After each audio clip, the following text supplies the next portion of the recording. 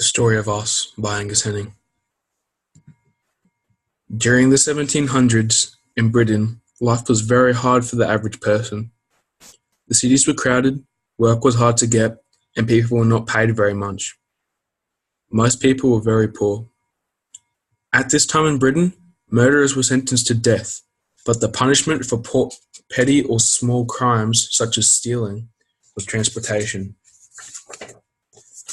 The British government had been sending convicts to America since 1718, but after the American Revolution, America would no longer take the convicts, and Britain's prisons quickly became packed. And with increasing rates of crime, they needed to come up with another idea.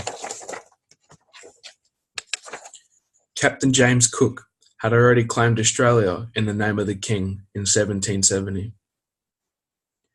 When Britain could no longer send their prisoners to America, Australia seemed like the best idea. So in 1788, the first fleet of 11 convict ships carrying 775 convicts arrived in Sydney. The British government did not recognise the Aboriginal people as owners of the land and established towns and farms wherever they thought best. Aboriginal land rights was totally ignored. Communication between the British and the Aborigines was very difficult, and when Aborigines tried to stop the British, they were imprisoned or killed. In the early years of Australia, many Aboriginal people were killed in the Black War and also disease such as smallpox. In the late 1800s, the working conditions in Australia continued to be harsh.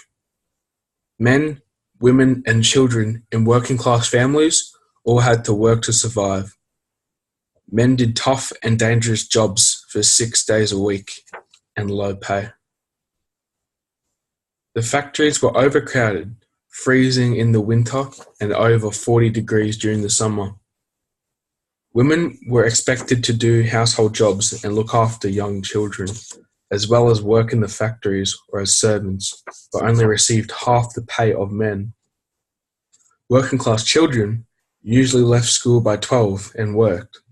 They were paid half what the women were paid. Living conditions at this time were also hard.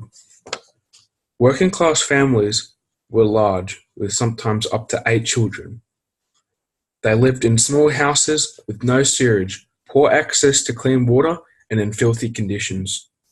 Disease spread quickly. In 1901, men lived to an average age of only 55 and women to 58. When gold was discovered in 1800s, people from all around the world came to Australia to make their fortune.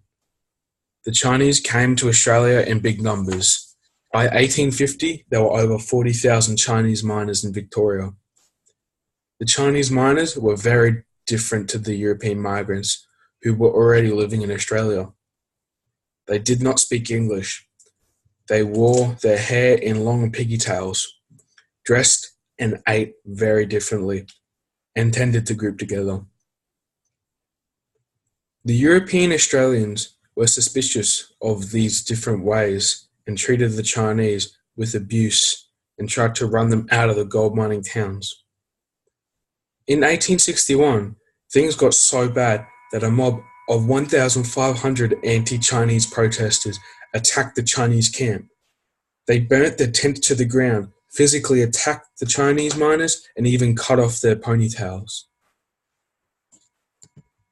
Before 1901, the British had 6 separate colonies in Australia: New South Wales, Victoria, Queensland, South Australia, Western Australia, and Van Diemen's Land, now known today as Tasmania.